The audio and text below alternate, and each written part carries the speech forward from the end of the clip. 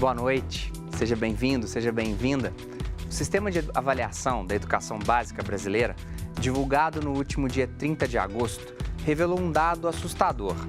Apenas 1,62% dos alunos do último ano do ensino médio avaliados tiveram níveis de aprendizagem qualificados como adequados pelo Ministério da Educação. Essa avaliação foi realizada pelo MEC, Instituto de Estudos e Pesquisas Educacionais Anísio Teixeira, o INEP, o mesmo que organiza o Enem. No programa de hoje, nós vamos falar sobre os impactos dessa realidade no campo. Como atuam as políticas públicas voltadas para a área de educação nas áreas rurais?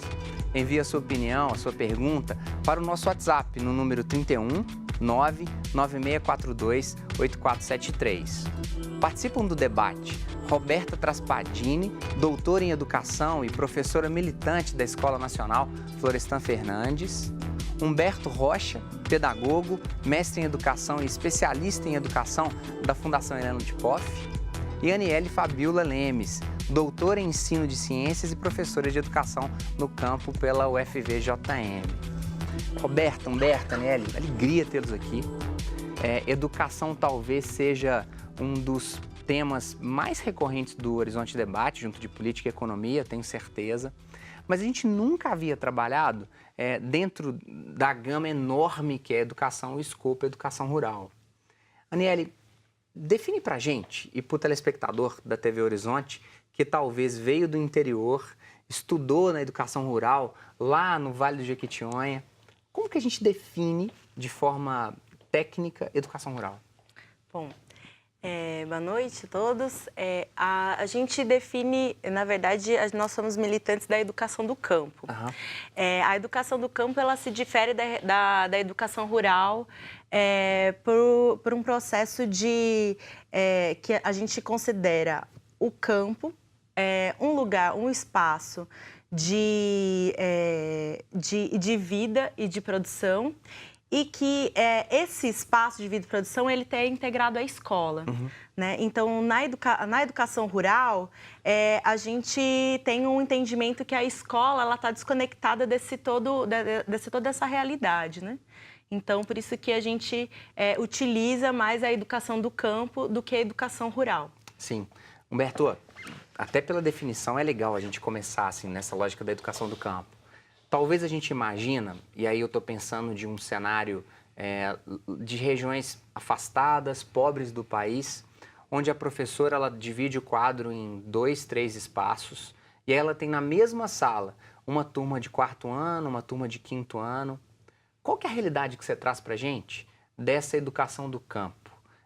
Tanto de experiência quanto uma realidade sonhada, Humberto. Boa noite a todos os telespectadores. Falar em educação do campo é falar das condições objetivas de trabalho que os professores, que os educadores têm nas escolas do campo hoje.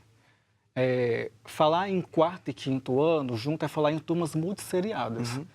É falar em diversidades de práticas pedagógicas que, não em menor grau, elas se diferenciam de uma escola dita regular com uma única turma.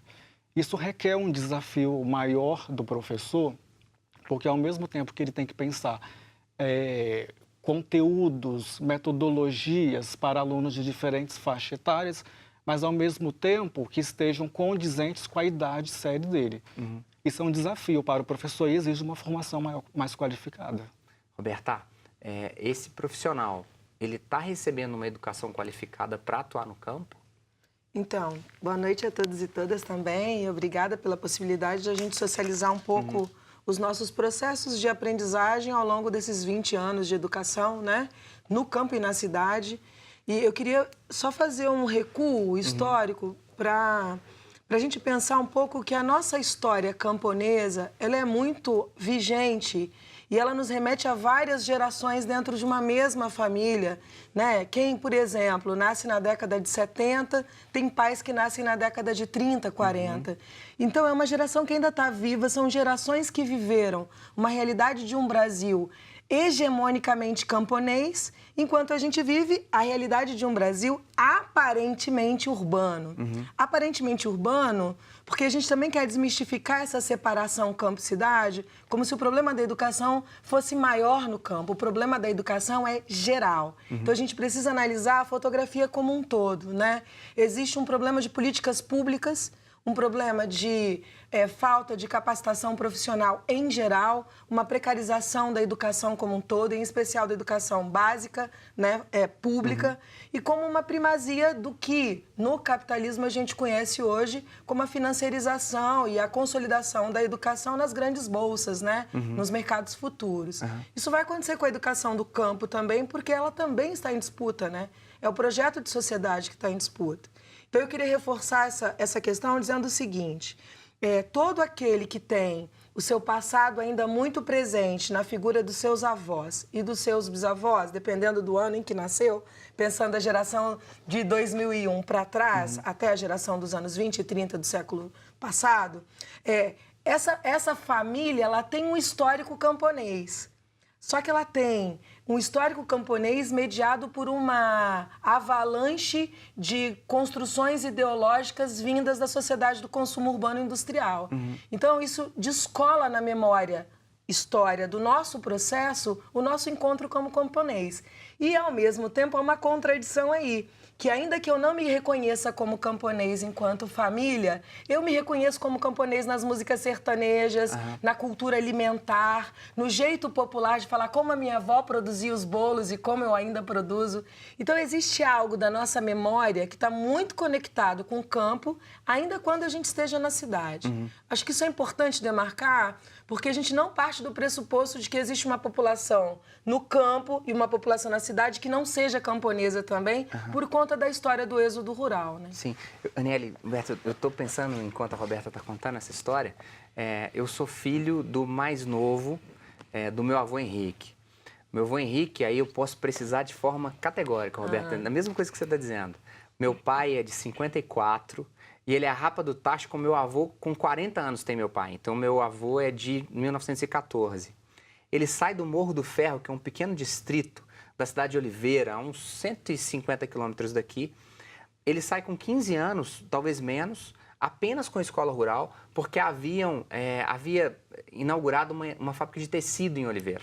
Então, ele deixa a lavra, ele deixa a roça para poder trabalhar de chapa, de peão nessa fábrica de tecido. E lá em Oliveira, ele cria a família, cria meu pai, e meu pai vem a Belo Horizonte com 7ª série. Então, meu avô, eu acredito, com 4ª série, 4 anos de escolaridade rural do campo. Meu pai, 7ª série de educação em Oliveira.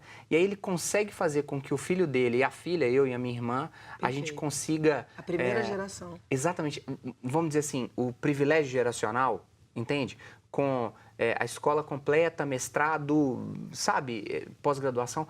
Aniele, como que é possível tentar, pelo menos esboçar, nesse primeiro bloco, uma solução para esses problemas que a Roberta aponta? Olha, eu acho que não tem uma solução pronta, né? É um processo de construção que a gente está fazendo, por exemplo, onde eu atuo nas licenciaturas em Educação do Campo. Então, os cursos de licenciatura em Educação do Campo, que são 42 no Brasil inteiro, né? Nós temos na UFVJM, temos na UFMG, aqui em Minas tem na UFV e na UFTM também. Ele tem nesse curso, que a gente fala, né, que eu sempre falo, é uma transformação em curso, no curso mesmo, e que está sendo construído junto com os sujeitos coletivos que querem mudar não só o campo, mas a sociedade como um todo. Então, não dicotomizar, né, campo-cidade.